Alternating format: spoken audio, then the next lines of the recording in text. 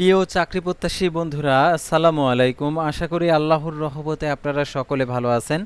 তো ইতিমধ্যে আপনারা দেখতে পারছেন মহিলা বিষয়ক অধিদপ্তরে বিশাল নিয়োগ বিজ্ঞপ্তি প্রকাশিত করেছে। তো এখানে ছেলেরাও আবেদন করতে পারবে। অনেকে আর কি চিন্তা ভাবনা করছে, যেহেতু মহিলা বিষয়ক অধিদপ্তরের নিয়োগ বিজ্ঞপ্তি, তো এটাতে কি ছেলেরা আবেদন করতে পারবে? তো এটাতে ছেলেরাও আবেদন করতে পারবে। টোটালে হচ্ছে 700+ লোক নেবে। তো দেখতে পাচ্ছেন ন্যূনতম অষ্টম শ্রেণী পাশ হলে আপনি আবেদন করতে পারবেন। তো দেখতে পাচ্ছেন অফিস সহায়ক পদে 20তম গ্রেডের 8,250 টাকা থেকে 20,010 টাকা বেতনে আপনার আর কি চাকরি হবে। আর এটা দেখতে পাচ্ছেন 438 জন লোক নেবে। তো এই নিয়োগ বিজ্ঞপ্তি সংক্রান্ত A to Z বিষয় তুলে ধরবো, অর্থাৎ 1 থেকে 6 পর্যন্ত যেহেতু পদ রয়েছে, তো প্রত্যেকটা পদের আবেদনের ক্ষেত্রে শিক্ষাগত যোগ্যতা, বেতন স্কেল, আবেদন কিভাবে করতে হবে, আবেদনের ক্ষেত্রে বয়স সীমা এবং আবেদনের পরীক্ষাটা কোথায় হবে, এভরিথিং সব কিছু আপনারা জানতে পারবেন। সেহেতু আপনাদেরকে রিকোয়েস্ট করব, ভিডিওটি সম্পূর্ণই দেখবেন। সম্পূর্ণ দেখে যদি আপনি আমাদের মাধ্যমে আবেদন করেন, তাহলে আমাদের স্ক্রিনে দেওয়া হোয়াটসঅ্যাপ নাম্বারে যোগাযোগ করতে পারেন। অর্থাৎ ভিডিওটি সম্পূর্ণ দেখার পরেই আপনি আমাদের হোয়াটসঅ্যাপ নাম্বারে যোগাযোগ করবেন। আর যদি ভিডিও সম্পূর্ণ না দেখে আপনারা আমাদের হোয়াটসঅ্যাপ নাম্বারে যোগাযোগ করেন, তাহলে কিন্তু আমরা আপনার কোনো কথাই শুনবো না। তো দেখতে পাচ্ছেন এখানে আপনাদেরকে দেখিয়ে দিচ্ছি। তো তার আগে ছোট্ট একটি রিকোয়েস্ট, আপনি যদি অল জব নিউজ বাংলাদেশ এই চ্যানেলে প্রথমবার এই ভিডিওটি দেখে থাকেন, তাহলে আমাদের এই চ্যানেলটিকে সাবস্ক্রাইব করে রাখবেন, notification bell button all press করে রাখবেন, ভিডিওটিতে লাইক করে দেবেন। আর যারা ফেসবুক পেজে ভিডিও দেখছেন, ফেসবুক পেজটি ফলো দিয়ে রাখবেন। আর যারা ইউটিউব চ্যানেলে ভিডিও দেখছেন, ফেসবুক পেজের যুক্ত হতে চাচ্ছেন, তো ডিসক্রিপশন বক্সে আমাদের ফেসবুক পেজের লিঙ্ক দেওয়া রয়েছে। তো এখানে ক্লিক করে দেবেন, সাথে সাথে আমাদের ফেসবুক পেজে নিয়ে যাবে।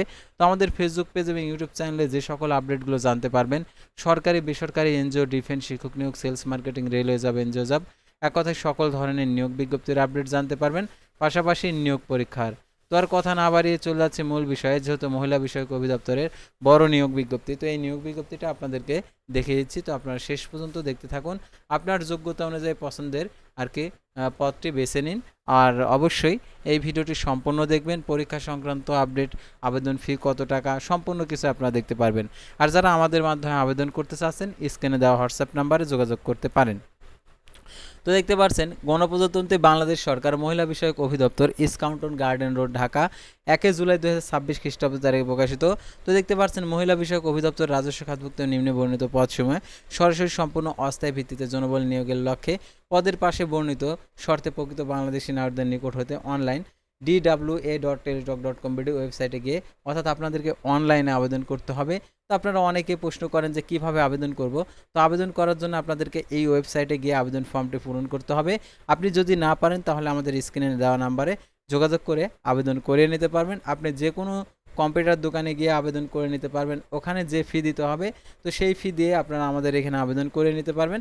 তো আপনার সুবিধা হবে কি, সাধারণত আপনার সময়টা বাঁচবে, অর্থাৎ আপনার কোথাও যেতে হবে না, আপনি বাসাতে থেকেই যে কোনো চাকরির আবেদন আমাদের মাধ্যমে করে নিতে পারবেন।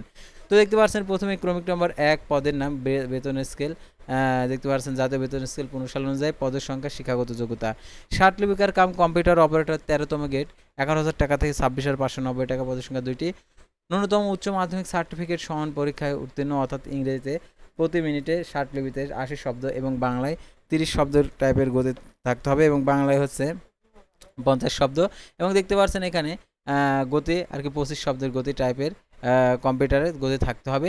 তো তারপর দেখতে পাচ্ছেন এখানে টেসার ইনস্ট্রাক্টর জেলা, তো দেখতে পাচ্ছেন 13তম গ্রেডের, বেতন স্কেল 11,000 টাকা থেকে 26,590 টাকা, পদের সংখ্যা 97টি, দর্জি বিজ্ঞান 53টি, তারপরে বুটিক বাটিক নেবে হচ্ছে 22টি, নকশি কাঁথা নেবে হচ্ছে 22টি। তো দেখতে পাচ্ছেন সরকার অনুমোদিত কোনো প্রতিষ্ঠান হইতে সংশ্লিষ্ট ট্রেডে ন্যূনতম ডিপ্লোমা, যে ট্রেডে ডিপ্লোমা কোর্স চালু নাই, সেই সব ক্ষেত্রে ন্যূনতম 10 বছর অভিজ্ঞতা সনদপত্র মহিলা প্রার্থীদের ক্ষেত্রে অগ্রাধিকার দেওয়া হবে। তারপর দেখতে পাচ্ছেন 60 লিপিকার কাম কম্পিউটার অপারেটর 14তম গ্রেড, পদের সংখ্যা 6টি, ন্যূনতম উচ্চ মাধ্যমিক সার্টিফিকেট সমান পরীক্ষা উত্তীর্ণ, মিনিটে 70 শব্দ টাইপিংয়ের গতি এবং 28 শব্দ বাংলায় টাইপিংয়ের গতি, এবং 60 লিপিতে বাংলায় 45, ইংরেজিতে আর কি বাংলায় হচ্ছে 45, আর বাংলায় হচ্ছে কম্পিউটারে হচ্ছে 25 শব্দের গতি। তো তারপরে দেখতে পাচ্ছেন এখানে ডে অ্যান্ড কেয়ার ইনচার্জ 14তম গেট, দেখতে পাচ্ছেন এখানে 10,200 টাকা থেকে 24,680 টাকা, দেখতে পাচ্ছেন পদের সংখ্যা 25টি, কোন স্বীকৃত প্রাপ্ত বোর্ড হইতে এইচএসসি পাস অথবা এসএসসি পাস শিশু যত্ন কর্মসূচি এবং নার্সিং অভিজ্ঞতা সম্পন্ন প্রার্থীদের অগ্রাধিকার দেওয়া হবে, কেবলমাত্র মহিলা প্রার্থীদের বিবেচনা করা হবে। তারপর দেখতে পাচ্ছেন অফিস সহকারী কাম কম্পিউটার মুদ্রাক্ষরিক 16তম গ্রেড 9,300 টাকা থেকে 22,490 টাকা, পদের সংখ্যা 163টি, ন্যূনতম উচ্চ মাধ্যমিক সার্টিফিকেট অর্থাৎ এইচএসসি পাস, আর অবশ্যই ইংরেজিতে 28 শব্দ, বাংলায় 25 শব্দের টাইপিংয়ের গতি থাকতে হবে কম্পিউটারে।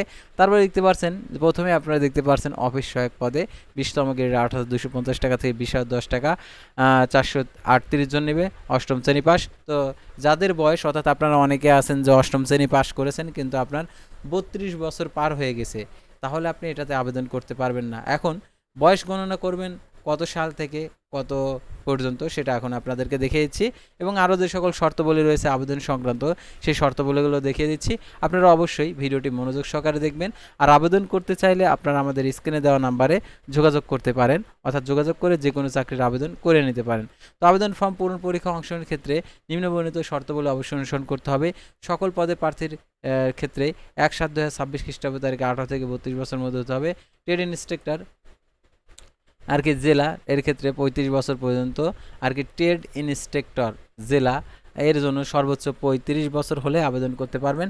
বয়স প্রমাণের ক্ষেত্রে অ্যাফিডেভিট গ্রহণযোগ্য নয়।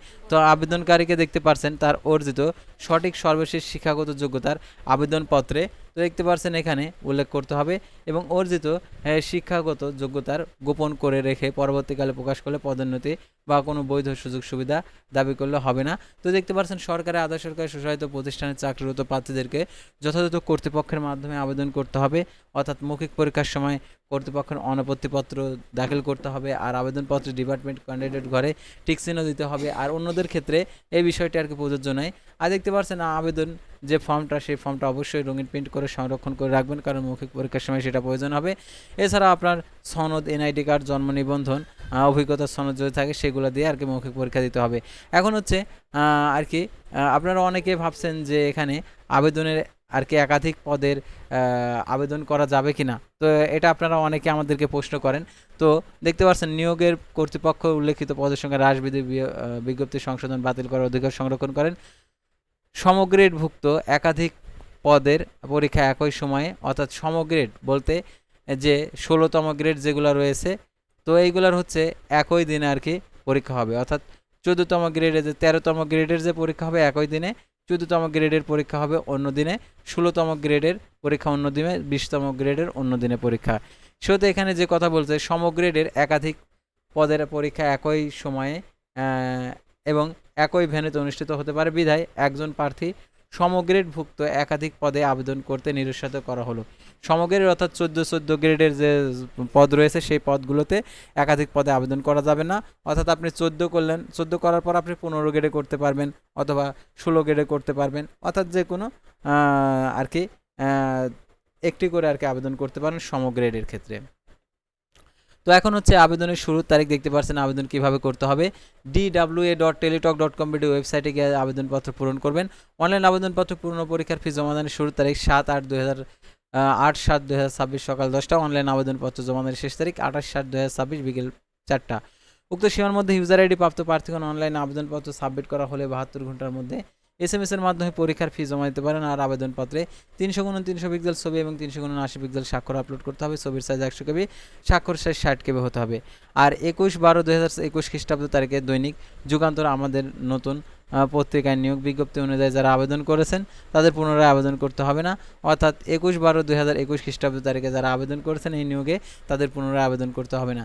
তো অনেকেই ভাবছেন যে আবেদন করেছি আবার আবেদন করব না, আপনি আবেদন ফর্ম পূরণ করতে পারবেন কিন্তু পেমেন্টের অপশনে গিয়ে আপনার পেমেন্টটা নেবে না। সেহেতু আপনি যদি একবার আবেদন করে থাকেন তাহলে আর দ্বিতীয়বার আবেদন করতে হবে না। তো এখন কত টাকা প্রদান করতে হবে এই চাকরির আবেদন ফি, সরকারি ফি? তো দেখতে পাচ্ছেন 1 থেকে 5 নং ক্রমিক রং পদের জন্য 112 টাকা প্রদান করতে হবে, 6 নং ক্রমিক রং পদের জন্য 56 টাকা, আর অনগ্রসর যারা ক্ষুদ্র নিগোষ্ঠীর শারীরিক প্রতিবন্ধী যারা প্রার্থী রয়েছেন তাদের ক্ষেত্রে সকল পদের ক্ষেত্রে 56 টাকা প্রদান করতে হবে। আর কিভাবে এই টাকাটি প্রদান করতে হবে নিয়মাবলী এখানে দেওয়া রয়েছে, প্রথম SMS, দ্বিতীয় SMS। তো যারা পেমেন্ট করতে পারবেন না তাদেরকে বলি আপনারা আমাদের মাধ্যমে পেমেন্ট করে নিতে পারেন, অর্থাৎ আপনারা হোয়াটসঅ্যাপ নাম্বার যে উপরের স্ক্রিনে দেওয়া হোয়াটসঅ্যাপ নাম্বারে যোগাযোগ করবেন। আর অবশ্যই আপনি মেসেজ করবেন পেমেন্ট করতে চাই, তাহলে আপনি আমরা বুঝতে পারবো যে আপনি চাকরির যে কোনো চাকরির আবেদনে করেছেন ওইটার পেমেন্ট করতে চাচ্ছেন। তো আমরা পেমেন্টও করে দিই। অবশ্যই আপনারা পেমেন্ট করার সময় আপনার যে ইনফরমেশনগুলো এগুলো অবশ্যই আপনাদেরকে দিতে হবে, অর্থাৎ অ্যাপ্লিকেশন কপিটা দিতে হবে। আর এই নিয়োগের পরীক্ষা সংক্রান্ত আপডেটগুলো কিভাবে জানতে পারবেন? এই নিয়োগের পরীক্ষা সংক্রান্ত আপডেটগুলো আপনারা জানতে পারবেন সাধারণত যে আপনি মোবাইল নাম্বার উল্লেখ করেছেন আবেদনপত্রে, সেই মোবাইল নাম্বারে SMS এর মাধ্যমে পরীক্ষা সংক্রান্ত A to Z বিষয়ে জানিয়ে দেবে। সেহেতু সেই নাম্বারটি সচল রাখবেন এবং প্রাপ্ত নির্দেশনাবলী অনুসরণ করবেন। তো আজকের ভিডিওটি ছিল সাধারণত মহিলা বিষয়ক অধিদপ্তরের নিয়োগ বিজ্ঞপ্তি নিয়ে। তো পরবর্তী ভিডিওতে আবারও কোনো নতুন জব সার্কুলার নিয়ে আপনাদের সামনে হাজির হব। সে পর্যন্ত সবাই ভালো থাকবেন, সুস্থ থাকবেন, আর অবশ্যই আমাদের ফেসবুক পেজটি ফলো দিয়ে রাখবেন, ইউটিউব চ্যানেলটি সাবস্ক্রাইব করে রাখবেন। আল্লাহ হাফেজ।